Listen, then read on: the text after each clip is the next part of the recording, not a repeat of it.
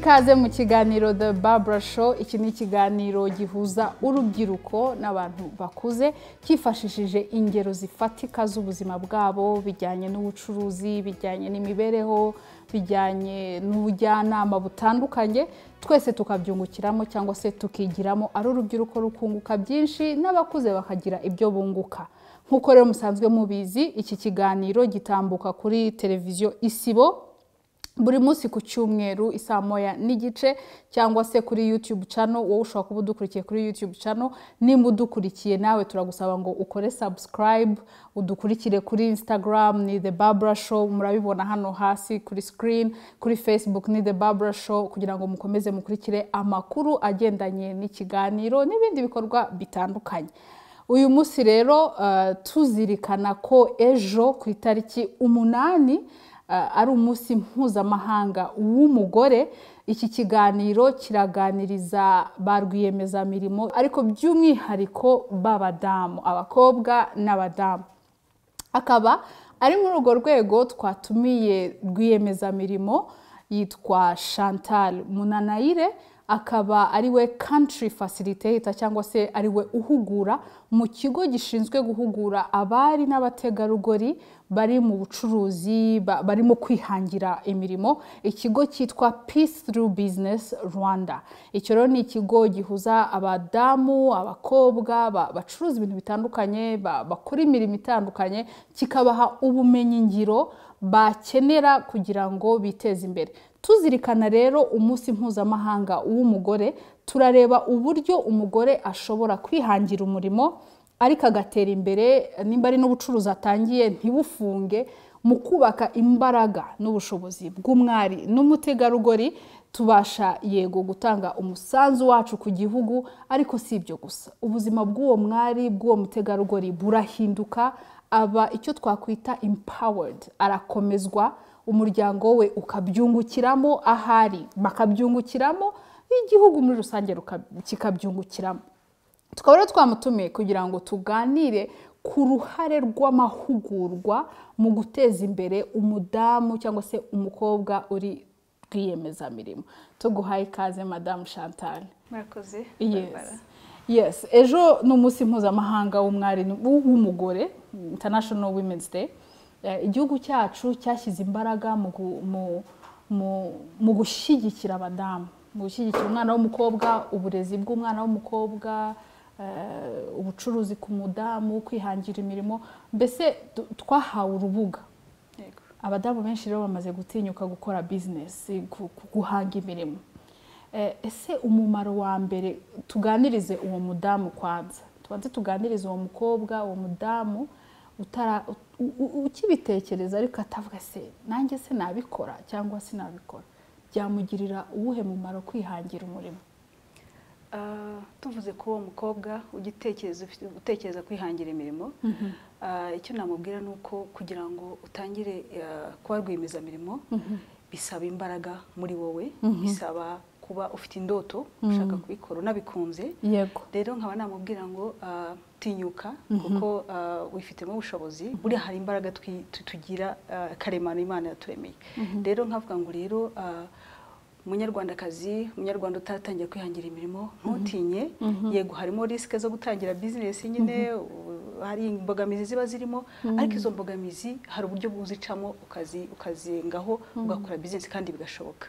Rero namubwira ngo tinyuka, hari ababanje imbere bakora izo business bafite successful stories, ariko nanone wowe ubwawe niwe umenya icyo ushaka kugeraho, za ndoto zawe ushaka gushyira mu bikorwa ukabona ko zigaragaye. Rero imaze kuba rw'amirimo, ubona ko wabitangiye, bigira icyo bigukora mu buzima bwawe, wumva ko ufite satisfaction ko inzozi zawe wazigezeho, kandi noneho nawe wihaye ijambo, nawe ufite icyo ushobora no gukontributa muri community, mu gihugu, mu muryango wawe, ukagira impinduka uzana mu muryango wawe kubera cya gitekerezo cyangwa se za ndoto zawe zo kuba rw'amirimo washoboye gukora, washoboye kugeraho, wamashoboye kuzigeraho, ukazigeraho neza. Nubwo hari wagira challenges wahura nazo, ariko hari uburyo ushobora none kuzengaho, nyako tuganira turaza kuziganira. Yego, wisukomoza ku kintu nashaka ko tuza kuvugaho.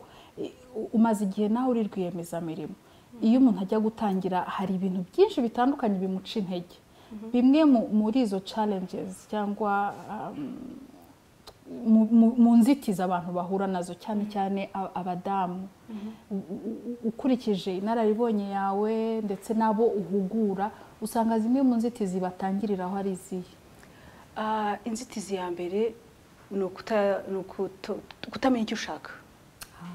Kutamenya icyo ushaka, noneho umaze kumenya icyo ushaka, noneho za ndoto zawe umaze kuzimenya, umaze kumenya icyo ushaka, kumenya icyo ukunda, icyo gihe noneho ubyinjiramo neza. So iyindi nzitizi ya kabiri ni ukuvuga ngo wamaze kugira cya gitekerezo, wamaze kumenya icyo ushaka, noneho mu bucuruzi ushaka icyo ushaka gucuruza, noneho ukagira ikibazo, noneho access to finance, amafaranga, igishoro. Igishoro hari igihe ushobora kutakibona cyangwa se ntubone igihagije, so abandi benshi bagira inzitizi zo kugishora. Izindi nzitizi nanone zihari ni inzitizi zo kumenya ngo noneho ibyo ngiye gucuruza noneho ndacuruza ibiki, product yawe cyangwa se service ushaka gutanga. Ese urazimetiriza, urazizi neza, ugasanga ntihandi hazemo noneho ubumenyi buke. Kwa management skills. Donc ushobora gushaka gucuruza ikintu utazi. Yes, utametiriza. Ufite amafaranga, ufite igishoro, ariko ntabwo ufite ubumenyi kuri cya gicuruzwa ugiye gucuruza cyangwa se ya service ugiye gutanga. Icyo gihe bikakubera imbogamizi. Niho haziramo rero ya capacity building, niho haziramo noneho ya mahugurwa kugira ngo noneho ubyihuguremo ubimenye.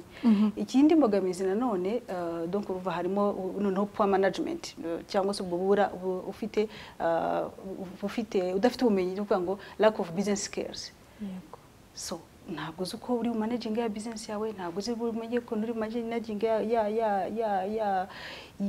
donc ya capital yawe ufite, none bikakubera imbogamizi. Ikindi cya gatatu ni ukuba utarakoze neza market research yawe. Ni ku isoko noneho ese icyo gicuruzwa ugiye kuzana cyangwa se icyo ugiye guhanga abakiriya uzabona ni bandi.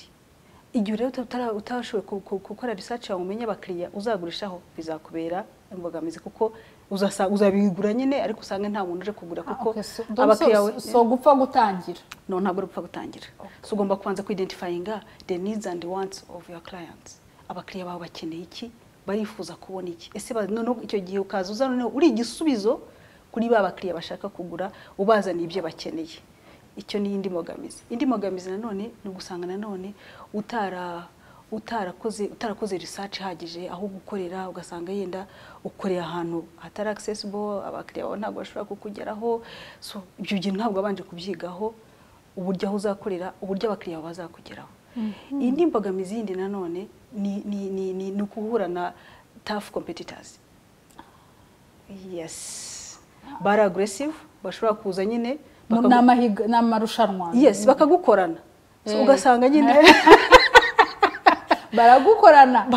Erega abantu barakanuye, twese turashaka amafaranga. Yes, mahura ku isoko umwese muracuruza ibintu bimwe, so ugomba kugira akantu uzana gakurura babakiriya aho kugira ngo ujye kugura kuri ba competitors bawe, bakaza kukugurira wowe ku bwawe.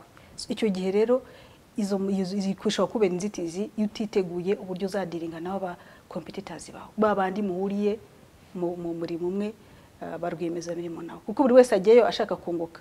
Mu kunguka hano kugurisha benshi, uko gurisha benshi noneho nukuvuga ugomba kuba wanateguye strategic plan z'uburyo uzadihangana na wa competitor wawe.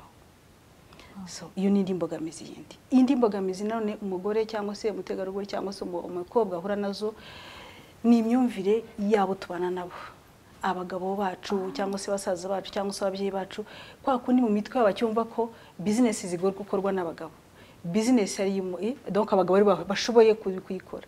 So ugasanga rero bakubereye imbogamizi kubera ko batabyumva neza. Ibyo ndabivugira nko cyane cyane nko mu rugo, kwa kundi uhura n'imbogamizi none yo kubalansinga cyangwa se guhuza urugo, inshingano z'urugo ndetse n'ubucuruzi urimo gukora. Ugasanga igihe hari igihe kinini business yawe gusaba kuba uhari cyane, ariko none bikagusaba ko ugomba kuba uri no mu rugo cyane. Hari wa mu rugo bagukeneye, abana bagukeneye, hari umugabo ugukeneye, hari umuryango ugukeneye, hari community ugukeneye. So uzabibalansinga gute rero? Iyo utabyizeho neza ngo bitekeze neza, ubipange neza, noneho bikubera imbogamizi. So icyo gihe niho handi hagarukana none yo kubanza none ugakora self assessment yawe. Ni izihe weaknesses ufite, ni izihe strengths ufite, kugira ngo uzashobore guhanga kurespondinga cyangwa se kubihuza byombi, ntihagire ikici kindi. Kuko tugomba kwibuka ko turi n'abamama, tugomba kumenya ko turi n'abakobwa, hari inshingano tugomba kuba kuzuza dufite mu rugo, kandi tugomba kuzuza 100%. Hari wa mwana w'abana ufite mu rugo ugomba kurera, ugomba guhana rwa rugero no kuba encouraging nabo to follow your footsteps. In case ukoze business ushaka kwenda abana wawe bazayikomeza. So ubikora gute rero bwa bucuruzi bugiyemo rwa rugo rugukeneye na community gukeneye, so ukabihuza gute? Niyo mpamvu ugomba kubyigaho hakiri kare, none ukareba ibyo ushoboye ukabikomeza, donc strength zawe ukazubakiraho, weakness zawe nawe ukareba kandi uburyo ushobora kuzikoraho ntizafectinge hahandi habiri ikenewe nk'umudamu cyangwa se nk'umugore. Wow. Okay, mukuriye training organization yitwa Peace Through Business mu Rwanda, muhugura abadamu n'abakobwa. Peace Through Business ikora gute? Biga gute? Ese mubona hari kimaze gufasha abadamu b'abacuruzi? Yego, nanakwiheraho nanjye kuko nanjye narayikoze muri 2014. So Peace Through Business ni programu yatangijwe na Dr. Terinis aba Oklahoma. Iyo programu rero yatangijwe na institute yashinze, it's a non-profit organization yitwa IW, Institute for Economic Empowerment of Women.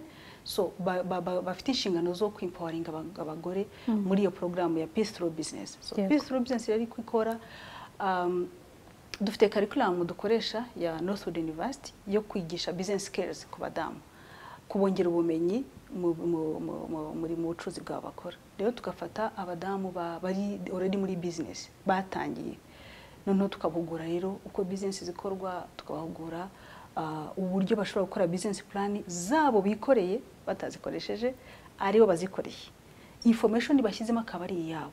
Noneho bigatuma muri uko kwiga agenda areba ibyo yarasanzwe afite n'ibyo atarafite. Niba ari na business plan akagenda editinga, niba arayifite niba atayifite noneho akayikora. Ariko abenshi usanga ntayo bagira, cyangwa kumva ko niba agenda anayifite yayikoresheje kugira ngo ajye gusaba loan, niyo kujya gusaba loan ntabwo ari, ariko first business plan ni yawe wowe, it's nka guideline igomba kukuyobora uburyo business yawe ushaka kuyikora, ibitekerezo ufite n'uburyo uzabishyira mu bikorwa ukagera kuri ya ntego wihaye yo kunguka.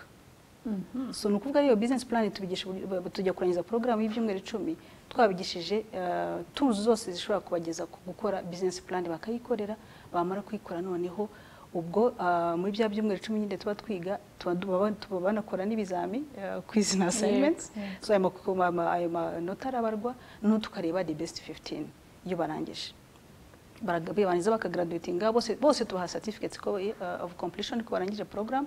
Ariko no tukanafatamo n'ababaye ba mbere 15.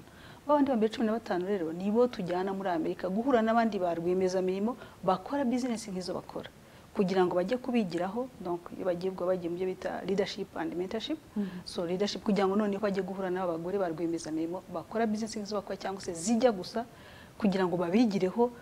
Kandi ntabwo ari abadamu bajya kwigira ku banyamerika gusa, n'abanyamerika ndabatwigiraho. Hari ibyo natwe dutwara bajya kubatwigiraho.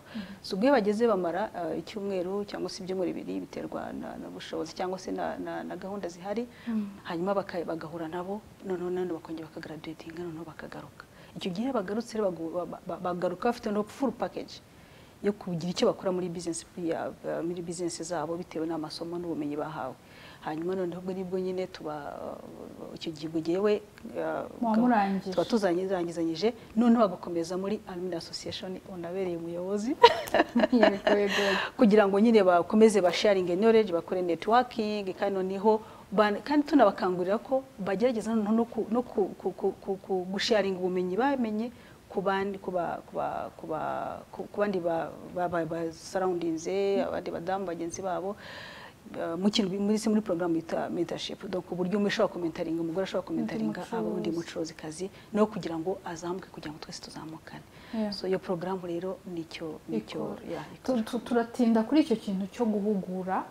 Ubona iyo abantu bakoze ubucuruzi bagahabwa n'amahugurwa, hashobora kuba ari amahugurwa muri Peace Through Business cyangwa ibindi bigo bya leta bitanga amahugurwa, ubona training cyangwa se uko guhugurwa kugira uruhare runini cyangwa se ruto mu gutuma umuntu aba successful muri business?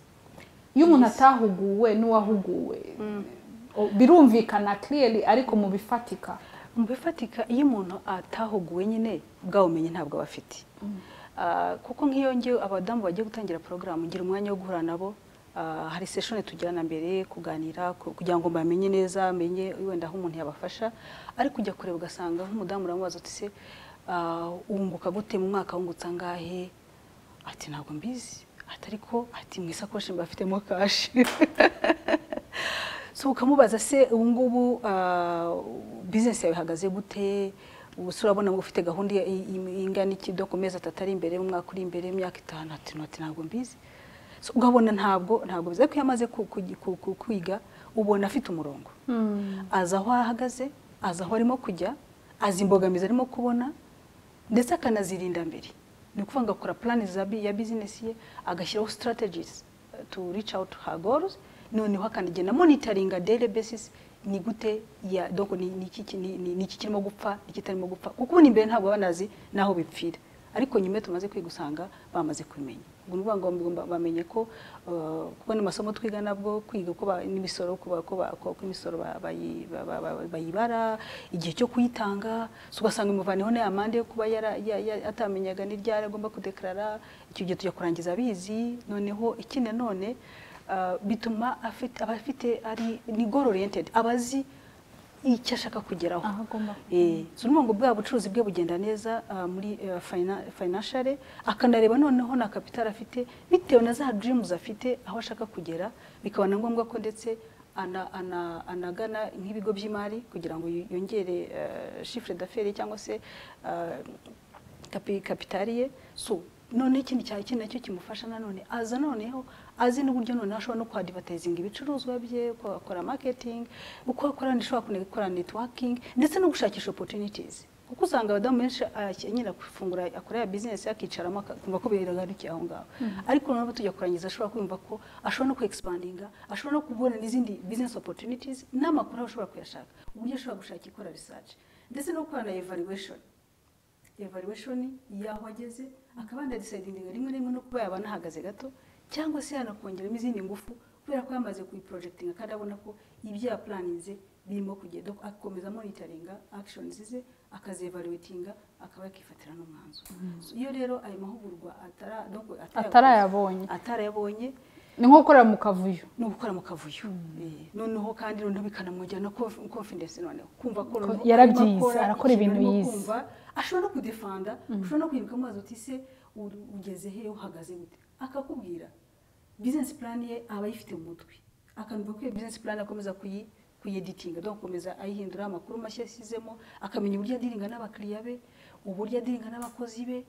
So mu mbogamizi yize kumva zaho hari imbogamizi zo kurikrutinga nk'abakozi, ugasanga umuntu agenda akazana umwana we mu rugo urangije amashuri udafite akazi, umwana abereye tante yaza akamesiga murumuna we, hari umwana wa tante udafite akazi, akaza akabikora uko byangiza ariko ubu noneho tujya kurangiza ko agomba gushaka umukozi uri qualified, ufite ubumenyi atanabufite, kandi akaba yagira gute yanabumwongerera, agashaka trainings, ariko agashaka umuntu uzamukorera neza, donc nawe kandi akamuhimba neza, akamukipinga neza kugira ngo ejo abandi batazamugutwara, cyangwa se akagira tendance yo kugenda kubera ko hari ahandi bamureshye bakamutwara.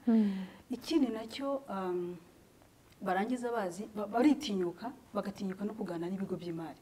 Ubundi usanga umuntu umubwira kugira loan akabatereka reka, ariko noneho iyo barangije amashuri abazi aho akeneye loan naho ajya kuyishaka. So ugasanga rero wa wundi utize, ndetse noneho kandi iyo business ye amaze kwiga ikagenda neza, ni ukuvuga ngo abyungukiramo kuri we, umuryango w'ubyungukiramo, kuko atangira contributing mu rugo, community ye, ndetse noneho no mu gihugu muri rusange, kuko yishyura imisoro, aha akazi abanyagihugu badafite akazi, ndetse niyo bigenze neza noneho agatangira gukora, akarenga umupaka w'u Rwanda akagera no gukora ubucuruzi mpuzamahanga, ni ukuvuga ngo no mu isi hari contribution n'abatanze. So rero iyo amasomo nyine wize neza hari aho bikugeza kandi yashimishije. Nanagerageza no kubwira n'abanyumva ko bagerageza gukurikirana amahugurwa aho ashoboka hose, kandi amahugurwa arahari, ntabwo ari ya peace through business gusa, hari PCF, ama training organizing, hari RDB, hari Minicom, bashakisha amakuru, bagerageze kwiyungura ubwenge, kuko ngira ngo giye kure cyane mwabonye muri iki gihe turimo cya covid barwemeza murimo babaye affected ariko abantu barimo gukora business online nibo bantu yes kandi hari n'amahugurwa arimo aratangwa hari amahugurwa atangwa muri women chamber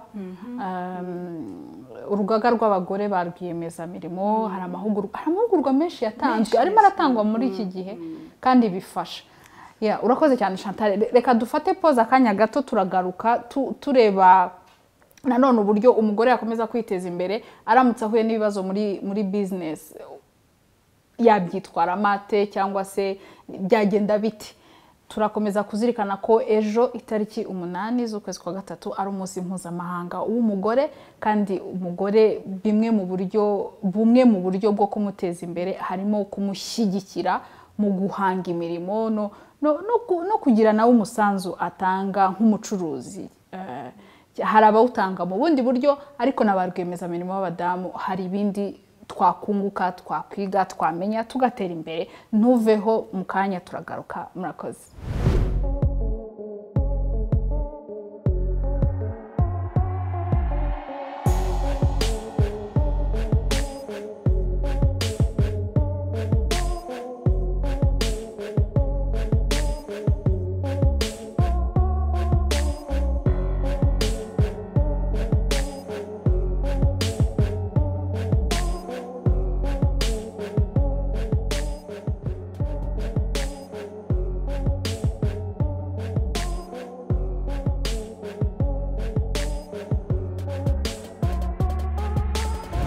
tuguhaye ikaze ku kiganiro TheBarbara Show urakoze kuba urimo kudukurikira nimba ari gugisanga turi muri iki kiganiro wacitswe ariko ushobora kugisanga kuri YouTube kuko kuri YouTube ari iki kiganiro ari ibindi biganiro byatambutse biragutegereje ukore subscribe ubikurikire turimo turareba ukuntu umudamu cyangwa se n'umukobwa ashobora gukomera cyangwa se gukomezwa kuba empowered mu bucuruzi ibintu akeneye guhugurwa akeneye guhabwa ibikoresho bijyanye n'ubucuruzi ibi tubikoze tuzirikana ko ejo itariki 8 z'ukwezi kwa gatatu ari umunsi mpuzamahanga w'umugore turi kumwe na Chantal Munanayire akaba ari country facilitator wa Peace Through Business Rwanda ikigo gihugura abari n'abategarugori ba rw'amirimo turimo tuvuga ku ruhare rwa training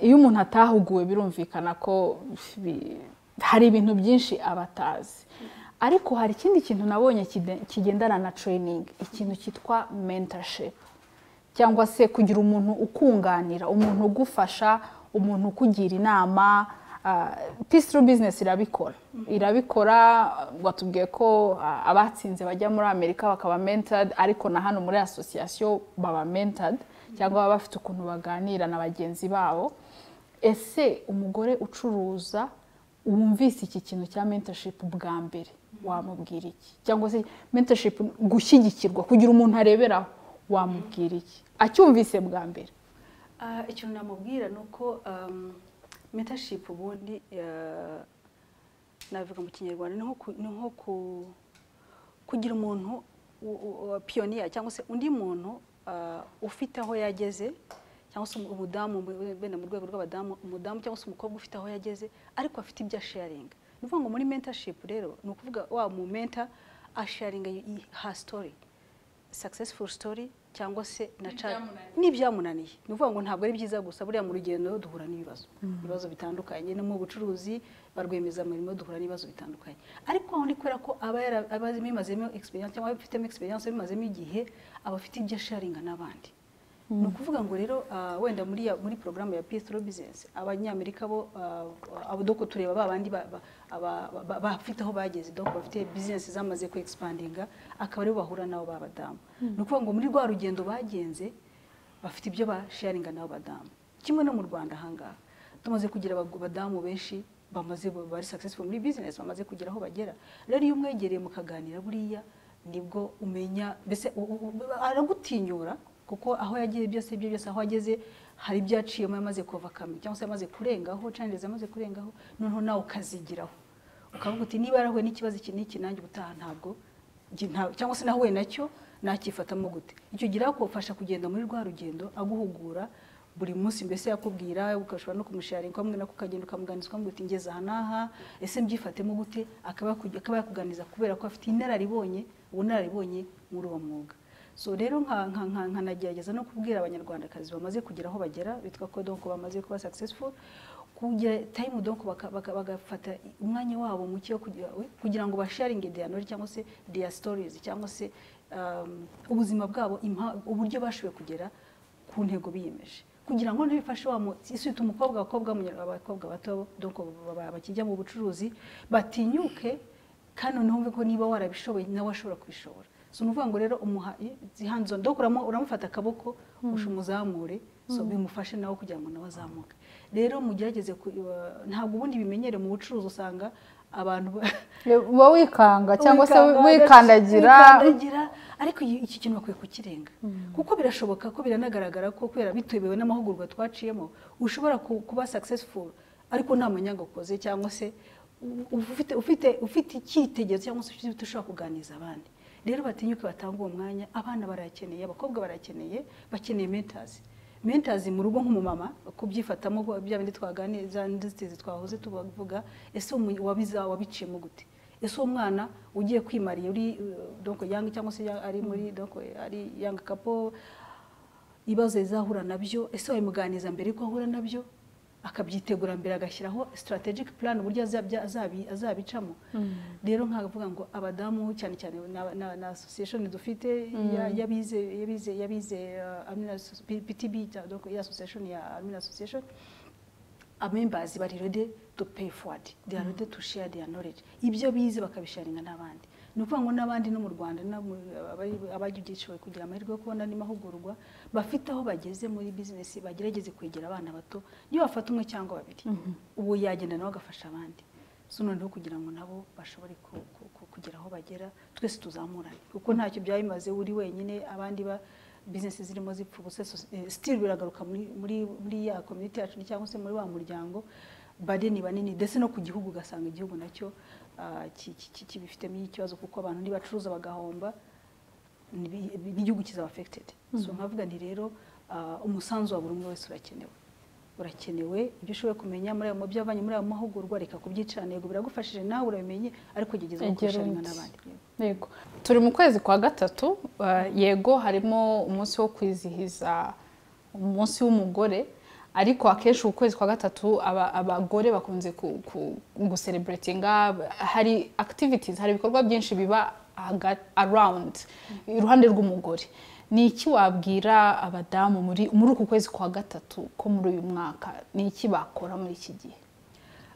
Ikintu nagira inama ku badamu muri uku kwezi kwa gatatu inama nabagirira no gufata umwanya uhagije muri uku kwezi bakitekerezaho bagakora icyo bita auto evaluation bakareba basubira inyuma bigenzure muri bo basubire muri za nzozi zabo barebe izo badreaminze bashoboye gushyira mu bikorwa barebe nizo ibyo batarashyira mu bikorwa noneho bicare bashyireho ingamba z'uburyo bazagira kuri ibyo bikorwa idoko izo nzozi zabo bazashyira mu bikorwa doko zisohoke abantu bazimenye. So ku kwezi rero ko kwitekerezaho bareba aho bavuye bareba aho bari barebe naho bajya. Nuvuga ngo nimara kuhamenya baza na business yabo bazayizana cyangwa se nibyo ashaka kwihangira zabishyira noneho in action donc batekereza uburyo bazabishyira muri mu bikorwa mbese muri andi mezi agiye gutangira y'ubuzima bundi cyangwa se undi mwaka noneho bo donc bakore action plan yabo y'ibyo bashaka achieving.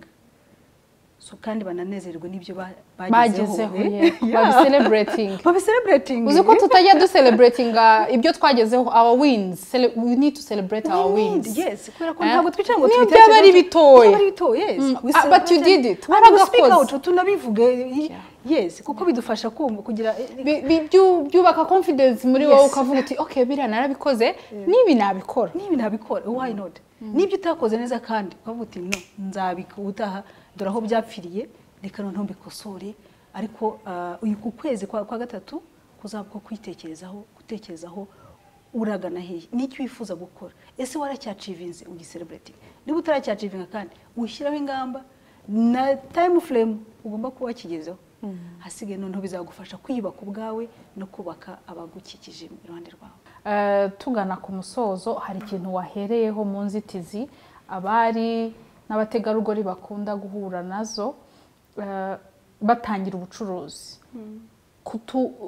Ikibazo kijyanye n'imyumvire, no kuvuga ngo mu muryango ntibamwumva, ari ababyeyi be ntibamwumva, ari uwo bashakanye ntamwumva, ari bakuru be basaza be ntibamwumva.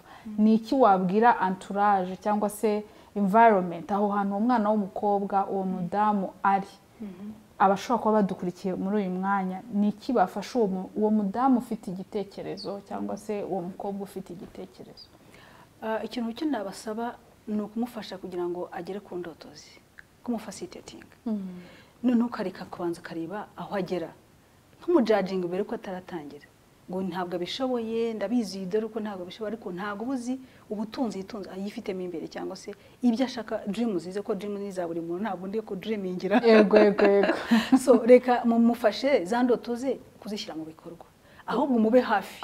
Ukomeza ugenda ureba aho donc atarimo kubishobora, umufashe muzamure, aho tabitagenda neza umufashe muhe ubufasha kugira ngo nawe donc ashobore kugera kuri za ntego ze, kuko nazigeraho nawe wamufashije uzabyungukiramo, uzanezerwa ko hari icyo wamufashije, nawe ugagira ya self confidence, ndetse noneho anazamure nawe umuryango muri rusange. Ni nayo mpamvu ngira ngo mbone umwanya mu gusoza nshime na leta yacu, uburyo leta yacu ifasha irimo gushyiraho donc policies zifacilitating umukobwa umudamu, irimo ibigo by'imari birimo bibashyizeho incentives zo gufasha abadamu bashobora kuba barwiyemezamirimo benshi, kubera ko ugiye kureba usanga ntabwo igihugu kizaha akazi buri muntu wese.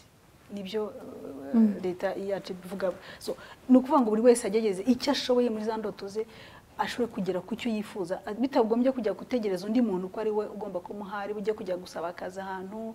Ntabwo abantu bose baza leta izabonera akazi cyangwa se private sector babonera akazi, ariko abantu babe creative, babe innovative, noneho ubari hafi ari wa mupapa we, ari wa mugabo we, ari muri community barimo bageze kubafasha kugira ngo bazamuka, ko nibazamuka buri wese bizamugeraho. Bazemployinga abantu benshi, bazagira ibyo bakemura mu rugo, igihugu kizungukira muri ya misoro, ndetse no kwishyura abakozi salaries. Then noneho baze bagishobora no kujya no mu rwego rw'amahanga, kuko abonye ko isi ni ntoya, isi yabaye ntoya ubu noneho ko bisigaye biri online. Yes, yabaye ntoya. Hanyuma kandi nkavuga ngo iki ijambo na kwisisinga no kuvuga ngo ntutinye, donc abagore bitinyuke. Entrepreneurs always takes risk. Bagomba gufata risk takers. So rero ntihagire umucine cyangwa se no mwikarejinga uko bimeze kose mu nzira ashaka kujyamo umuherekeze, donc musunika noneho ureba aho agera. Cyane cyane ko no buri abadamu iyo yemeje ikintu, kubera ko determination tugira yo kumva ko icyo wemeje ugomba kukigeraho, icyo kintu Imana yakituremanye. Yego. So hanyuma dukore ikindi nanone wenda nakongeraho nuko ndavuga nyine nk'umuntu Kristo wemewe. Bible amatalent Imana yaduhaye tugomba kuya multiplying. So noneho Imana nayo igaha umugisha imirimo y'amaboko yacu. So ibyo dukora Imana izabiha umugisha mu gihe cyose tuzaba tubikora neza. So dutinyuke rero kujya muri business, ushobora gukora business kandi ukanakiranuka. Urakoze cyane. Wow. Reka mbwire umwari n'umutegarugori warudukurikiye ngo inzozi zawe ziri valid. Hari ukuntu bavuga mu cyongereza ngo your dreams are valid. Inzozi zawe nizo ziremewe, zirahari, ufite uburenganzira bwo kuzirota, utinyuke, ushobora kuzigeraho. Ariko nkuko iki kiganiro twagize cyagiye gitanga inama zitandukanye, uze kongera ugisubiremo, ushobora kugisanga kuri YouTube, wongera ugisubiremo wumve hari ibintu byinshi byagufasha kugera ku nzozi zawe, harimo guhugurwa.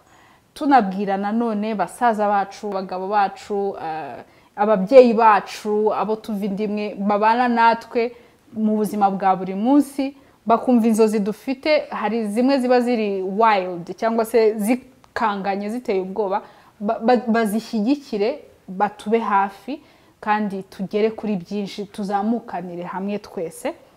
Reka nsoze mvuga ngo turabifuriza umunsi mwiza w'umugore w'ejo, umugore uri empowered cyangwa se umugore wahawe imbaraga, wahawe urubuga, umugore watinyutse kugera ku nzozi ze, umugore ukora ibintu bikomeye cyane kuko dufite ubwo bushobozi. Ndagushimiye rero wadukurikiye kuri kino kiganiro, kandi ndagushimiye ko waduhaye umwanya wawe. Reka mbivuge ko mpora mbivuga buri munsi iyo ndangije ikiganiro ngo Imana iguha umugisha. Urakoze gukurikira ikiganiro TheBarbara Show. Nimba ukibonye kuri YouTube TheBarbara Show, kora subscribe ujye ukomeza kubona amakuru n'ibindi biganiro byinshi bikomeza kuza. Nimba udukurikira kuri Facebook, nimba udukurikira kuri Instagram, komeza udukurikire, turakwishimiye cyane. No kuri Twitter muzajya mukomeza kubona amakuru, ndetse ntimukasibe kureba iki kiganiro ku Isibo TV. Turabashimiye rero ku mwanya wanyu mwaduhaye. Imana ibaho umugisha.